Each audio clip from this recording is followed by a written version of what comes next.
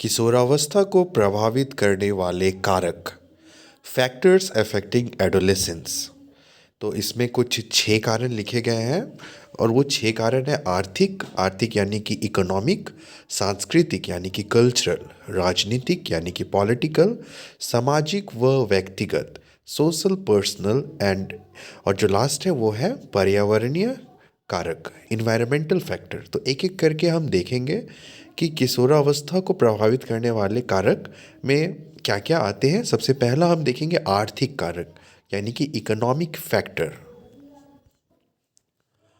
Terman ने अपने परीक्षणों के आधार पर बताया है कि प्रतिभाशाली बालक दरिद्र क्षेत्रों से आने के बजाय अच्छी आर्थिक स्थिति वाले परिवार से अधिक आते हैं। इसका कारण यह है कि इन बालकों को कुछ विशेष सुविधाएं उपलब्ध रहती है, जैसे उचित भोजन, उपचार के पर्याप्त साधन, उत्तम शैक्षणिक अवसर, आर्थिक कष्ट से सुरक्षा आदि। माता पिता की आर्थिक स्थिति का किशोर बालक के सामाजिक विकास पर उचित या अनुचित प्रभाव पड़ता है। जैसे धनी माता पिता के बालक अच्छे पड़ोस में रहते हैं, अच्छे व्यक्तियों से मिलते जुलते हैं और अच्छे विद्यालयों में शिक्षा प्राप्त करते हैं। स्वाभाविक रूप से ऐसे बालकों का सामाजिक विकास उन बालकों से कहीं अधिक उत्तम होता है। उन्हें निर्धन माता पिता की संतान होने के कारण इस प्रकार की किसी सुविधा के कभी दर्शन नहीं होते हैं। निर्धनता किशोर के अनेक अभिमन्यु संवेगों की अस्थायी और शक्तिशाली रूप प्रदान कर देती है। वह विद्यालय में धनी बालकों की वेशभूषा देखते हैं, उनके आनंदपूर्ण जीवन की कहानियाँ सुनता है, उनके सुख और ऐश्वर्य की वस्तुओं का अवलोकन करता है। फलस्वरूप उनमें द्वेष और ईर्ष्या के संवेग सशक्त रूप धारण करके उस पर अपना सतत अधिकार स्थापित कर लेते हैं। यहाँ पे टाइपिंग थोड़ा सा यहाँ पे क्लियर नहीं है, तो वही यहाँ पे लिखा है सतत अधिकार स्थापित कर लेते हैं, यानी कि दूसरे बच्चे को देख के, अगर एक क्लास है और एक क्लास में तो सभी तरह के बच्चे पढ़ते हैं ना, क्लास को कहा जाता है समाज का एक लघु रूप, a small unit of a society. तो यहाँ पे ये बताया गया है कि उस क्लास में कुछ अमीर बच्चे भी रहते हैं, कुछ गरीब बच्चे भी रहते हैं, पर उस अमीर बच्चों के रहन सहन, पहनावे ओढ़ावे को देखकर उस गरीब बच्चे के मन में हीन भावना आ जाती है कि उसके पास सारे कुछ है, सारी सुविधाएं हैं, आनंदपूर्ण जीवन है, पर मेरे पास ऐसा कुछ नहीं है। तो यही सब बातें यहाँ पे लिखी गई हैं। आगे पढ़ते हैं, ध्यान से देखिएगा। परिवार की आर्थिक स्थिति परिवार की आर्थिक स्थिति चारित्रिक विकास को निश्चित रूप से प्रभावित करती है, पर यह आवश्यक नहीं कि धनी परिवार के सभी बालक सच्चरित्र और निर्धन परिवार के सभी बालक दुष्चरित्र, मतलब यहाँ पे गुड बॉय और बैड बॉय की बात हो रही है। इसका स्पष्टीकरण करते हुए कार मोइविल ने लिखा है कि यदि बालक पर उसके अभिभावकों यानी कि टीचर्स का निरीक्षण ठीक है और यदि उसके साथी ठीक प्रकार के हैं, तो उस पर परिवार का आर्थिक स्थिति का प्रभाव बहुत कम पड़ता है। शिक्षक और अभिभावक परस्पर सहयोग से शिशुओं, बालकों और किशोरों के स्वास्थ्य, सामाजिक विकास के लिए उपयुक्त परिस्थितियां उपस्थित करते हैं। किशोरावस्था में लड़के लड़कियां को भिन्न लिंगीय व्यक्तियों के प्रति उचित दृष्टिकोण विकसित कराना चाहिए। इसमें उनके संवेगात्मक विकास का बड़ा महत्व है। इस विकास पर परिवार के वातावरण का महत्वपूर्ण प्रभाव पड़ता है। इस संबंध में परिवार के सभी सदस्यों द्वारा किशोरों को सहयोग दिया जाना चाहिए। इसके अलावा किशोरावस्था में बालकों के लिए निर्देशक एवं परामर्श की खास जरूरत होती है, जैसे यौन संबंधी समस्या, व्यवसाय के चयन में कठिनाई, परिवार, विद्यालय व समाज में समायोजन की समस्या आदि अनेक कारक किशोर बच्चों के समक्ष ऐसी समस्याएं उपस्थित कर देते हैं। जिनको वे स्वयं नहीं सुलझा सकते और जिनमें अभिभावकों और शिक्षकों को सहयोग अपेक्षित है। मतलब जब एडोलेसेंस होता है कोई, तो उसके मन में अपोजिट जेंडर के प्रति एक अट्रैक्शन होता है, और मतलब बहुत सारे क्वेश्चंस होते हैं उनके माइंड में किशोरावस्था की उम्र में। तो यहाँ पे कहा गया है कि टीचर्स और जो भी पेरेंट्स भी है वो उस बच्चों को वो सही क्या है, गलत क्या है, कैसे क्या होता है, वो सारी चीज़ें बताएं, जिससे कि उस किशोरावस्था वाले बच्चे को एक क्लैरिटी मिले, चीज़ की समझ हो। किशोरावस्था में सामाजिक विकास के संदर्भ में शिक्षा को प्रभावित करने वाले कारक। उपस्थित साधनों एवं वातावरण में कुछ कारण होते हैं जो बालक के सामाजिक विकास की दिशा पर निश्चित और विशेष प्रभाव डालते हैं। उनमें कुछ प्रमुख कारण निम्नलिखित हैं। तो एक एक करके हम लोग सारे कारण को पढ़ते हैं और समझते हैं। पालन पोषण की विधि का प्रभाव। पालन पोषण यानी कि अपब्रिंगिंग, कि कैसे बच्चे को बड़ा किया गया। परिवार की सामाजिक आर्थिक स्थिति का प्रभाव, मतलब कि वो उनके फैमिली कैसा है, उनका बैकग्राउंड, अमीर गरीब वही। सामाजिक व्यवस्था का प्रभाव। भौगोलिक स्थिति का प्रभाव। बालक के शारीरिक विकास का प्रभाव। बालक के मानसिक विकास का प्रभाव। बालक के संवेगात्मक विकास का प्रभाव। विद्यालय के वातावरण का प्रभाव।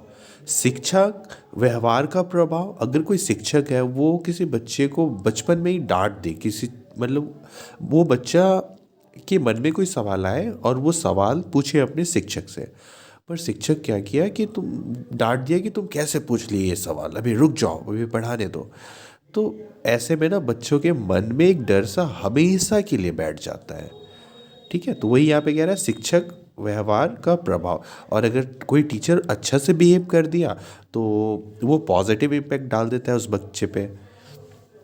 बच्चे से मतलब आपको पता है ना, यहाँ पे हम लोग बात कर रहे हैं किसके बारे में, तो हम लोग बात कर रहे हैं यहाँ पे किशोरावस्था के बालक के बारे में बात हो रही है। फिर उसके बाद शिक्षक व्यवहार का प्रभाव। उसके बाद है मित्रों एवं समूह के सदस्यों का प्रभाव, यानी कोई ग्रुप या फिर फ्रेंड्स। तो जो बच्चे होते हैं ना वो अपने फ्रेंड्स से बहुत कुछ सीखते हैं। ठीक है, उससे बहुत इंस्पायर होते हैं। अभिवृत्ति एवं अभिरुचि का प्रभाव। वंशानुक्रम का प्रभाव। वातावरण का प्रभाव। पारिवारिक पृष्ठभूमि का प्रभाव। पाठ्य सहगामी क्रियाओं का प्रभाव। ठीक है, तो ये कुछ 15 पॉइंट है जिससे कि जो एक किशोरावस्था का बच्चा होता है वो प्रभावित होता है। ठीक है, किसी भी पॉइंट में अगर आपको डाउट है, आपको नहीं समझ आया ना, तो आप कमेंट करना, मैं आपको वो लाइन एक्सप्लेन कर दूंगा। अब आगे हम लोग पढ़ते हैं। दूसरा जो है वो है सांस्कृतिक कारक, कल्चरल फैक्टर। तो इसे अब हम लोग पढ़ते हैं, आप समझना अच्छे से। समाज में अनेक जातियों, धर्मावलंबियों, विचारों और विश्वासों के लोग निवास करते हैं। ठीक है, एक सोसाइटी है, तो सोसाइटी मतलब समाज है, तो वहाँ पे डिफरेंट तरह के लोग हैं, सबका विचारधारा अलग है। तो वही बात यहाँ पे बताई गई है। उनकी सामाजिक, धार्मिक, सांस्कृतिक परंपराएं व रीति रिवाज भिन्न भिन्न प्रकार के होते हैं। उन्हें सुरक्षित बनाए रखने का कार्य परिवार करता है, परंतु किशोर परिवार के अलावे अपने पड़ोस, समाज एवं समुदाय के सांस्कृतिक वातावरण को अपनाता है, क्योंकि किशोर बालक ऐसी उम्र में होता है जिसे किसी भी चीज़ को थोपा नहीं जा सकता। वातावरण में विद्यालय संस्कृति को स्वयं अपना लेता है, जो कि एक स्वाभाविक प्रक्रिया है। धार्मिक मान्यताओं व विश्वासों को परिवार ही अपने सदस्यों में एक पीढ़ी से दूसरी पीढ़ी को हस्तांतरित करता है। परिवार उन्हें अपनी सांस्कृतिक मान्यताओं व विचारों को परिचित कराता है तथा उन्हें सुरक्षा करने हेतु प्रेरित करता है। यथार्थ में देखा जाए तो धर्म व संस्कृति के सच्चे संरक्षक परिवार ही होते हैं। जब धर्म और संस्कृति में दोष उत्पन्न हो जाते हैं तो उन्हें दूर कर उत्तम व उपयोगी परंपराएं स्थापित करने का कार्य भी परिवार ही करता है। इस प्रकार परिवार किशोरों के सांस्कृतिक वातावरण का संरक्षण एवं पोषक होते हैं। हमने कल्चरल फैक्टर देख लिया, अब आता है पॉलिटिकल फैक्टर, राजनीतिक कारक। राजनीतिक विचारों किशोर के राजनीतिक विचारों को निश्चित रूप देता है। जैसे अमेरिका के निवासी लोकतांत्रिक विचारों और आदर्शों का समर्थन करते हैं और रूस के लोग साम्यवादी विचारों और सिद्धांतों को पसंद करते हैं। दोनों देशों के निवासी एक दूसरे के घोर विरोधी है। क्रो ने लिखा है, ये एक फिलोसोफर, ठीक है, मनोवैज्ञानिक। समुदाय की राजनीतिक विचारधारा उस सीमा तक प्रतिबंध होती है जहां तक उसके सदस्यों को शैक्षिक अवसर प्रदान किए जाते हैं और राजनीतिक नेता नागरिकों की शैक्षिक प्रगति के लिए उत्तरदायित्व ग्रहण करते हैं। तो ये था पॉलिटिकल फैक्टर। अब जो तीसरा है वो है सामाजिक कारण, सोशल फैक्टर। किशोरावस्था में सामाजिक विकास के संदर्भ में शिक्षा का स्वरूप। बालक के सामाजिक विकास में शिक्षा का महत्वपूर्ण योगदान है। इसमें पाठ्यक्रमोत्तर कार्यक्रमों, स्कूल के वातावरण, स्कूल में व्यवहार के नियम, रेडियो, सिनेमा, पत्र पत्रिकाएं आदि कितने ही कारकों का महत्वपूर्ण प्रभाव पड़ता है। सामूहिक कैंपों का व्यक्ति के सामाजिक विकास पर सदैव अच्छा प्रभाव पड़ता है। उससे चरित्र बनता है और अनेक सामाजिक गुण विकसित होते हैं। उससे व्यक्तियों में अच्छे आदतें पड़ती है, नेतृत्व का विकास होता है और तरह तरह की कुशलताएं विकसित करने का अवसर मिलता है। तो ये थे सोशल फैक्टर। आई होप आपको यहाँ तक सब चीज़ समझ में आ गया होगा। आगे के जो फैक्टर्स हैं वो मैं डिस्कस करूँगा नेक्स्ट वीडियो में। और ये रहा मेरा ईमेल satyprakash2022@gmail.com। तो आप मुझे ना अपना यूनिवर्सिटी का सिलेबस आप मेरे ईमेल पे शेयर करना, मैं उससे रिलेटेड वीडियोस बना दूंगा। Thank you so much for watching this video. See you in the next video.